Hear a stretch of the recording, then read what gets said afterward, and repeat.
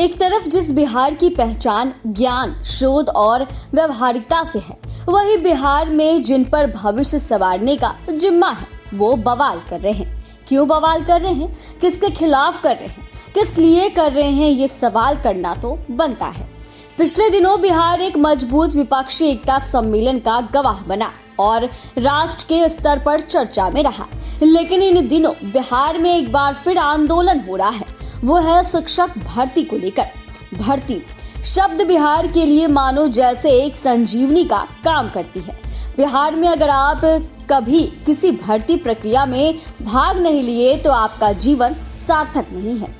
बिहार राज्य में सरकारें आती हैं, जाती हैं, उलटती है, पलटती है, लेकिन एक बात जो कॉमन है वो है भर्ती का वादा।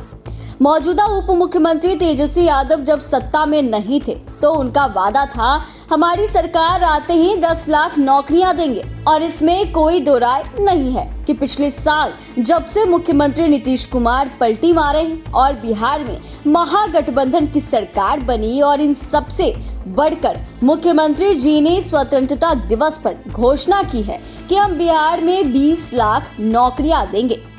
उसके बाद बिहार के युवा में एक नए ऊर्जा का संचार हुआ, लेकिन आगे सिर्फ वादा और आंदोलन हुआ। पिछले दिनों सरकार ने युवाओं को नौकरी देने के लिए एक बड़ा कदम उठाया। सरकार ने 1,70,000 से अधिक सरकारी शिक्षक के भर्ती का निर्णय लिया और ये सभी भर्तियां बिहार लोक सेवा आयोग के माध्यम से की जा रही है।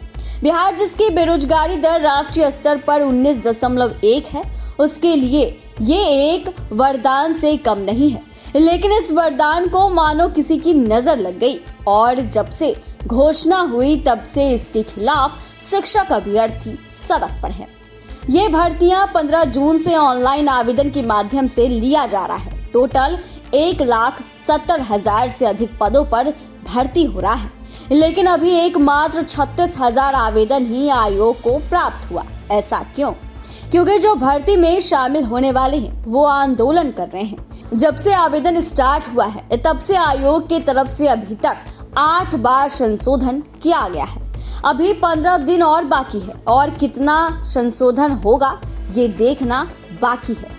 अब नया बवाल डोमिसाइल नीति को लेकर हो रहा है, जिसमें बिहार सरकार के शिक्षा मंत्री चंद्रशेखर का तर्क है कि बिहार के बच्चे कुछ विषयों में शिक्षक बनने के योग्य नहीं है, इसीलिए ये नियम संशोधित किया गया है। वहीं विशेषज्ञों की माने तो डोमिसाइल को लेकर कुछ कानूनी पेच था जिसमें सरकार नहीं पढ़ना चाहती थी, इसीलिए संशोधन किया गया। इस बात पर शिक्षा विभाग ने भी सफाई दिया है। शिक्षा विभाग ने पत्र जारी कर कहा कि डोमिसाइल नीति पर रीट दाखिल की गई है, जिसके कारण संशोधन किया गया। साथ ही कहा है कि 2012 भर्ती के दौरान भी अन्य राज्यों के अभ्यर्थियों को भी मौका दिया गया था। उस समय लगभग 1,68,000 वैकेंसी थी, जिनमें राज्य के बाहर के मात्र 3400 अभ्यर्थी ही चयनित हुए। देश के अलग अलग राज्य सरकारें डोमिसाइल नीति अपनाती है ताकि उनके यहाँ के जो युवा हैं उन्हें भर्ती प्रक्रिया या नौकरियों में लाभ मिल सके।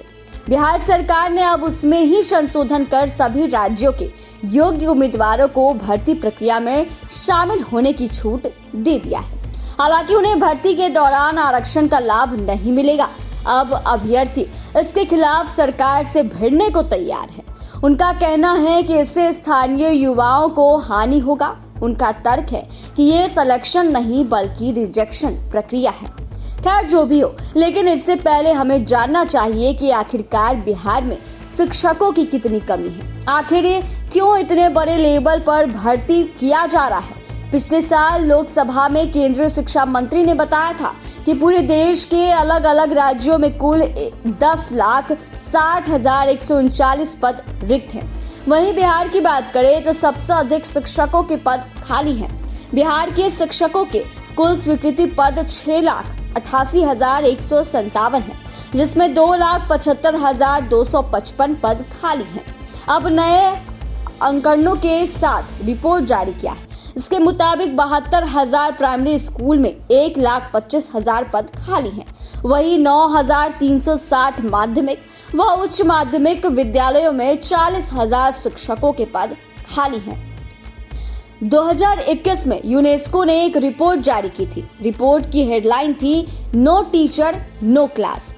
उस रिपोर्ट की माने तो बिहार में 56% सरकारी शिक्षकों के पद खाली हैं, जिनमें ग्रामीण क्षेत्रों के 89% स्कूल में शिक्षकों की कोई उपस्थिति नहीं है। अगर छात्र शिक्षक अनुपात की बात करें तो वो और भी बदतर है, यानी कि 35 छात्रों पर 1 शिक्षक है।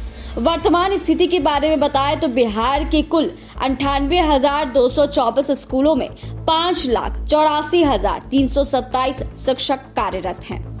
उसी यूनेस्को रिपोर्ट के अनुसार 3700 स्कूल ऐसे हैं जहां केवल 1 शिक्षक मौजूद है। मतलब पूरा स्कूल और वहां मौजूद छात्र बस 1 शिक्षक पर निर्भर है। इन सभी बातों को ध्यान रखते हुए सरकार ने बड़े पैमाने पर भर्ती की है और इसकी शुरुआत की है। अब देखना होगा कि क्या यह भर्ती सफल हो पाएगा या अन्य की तरह ही आंदोलन और संग्राम की भेंट चढ़ जाएगा।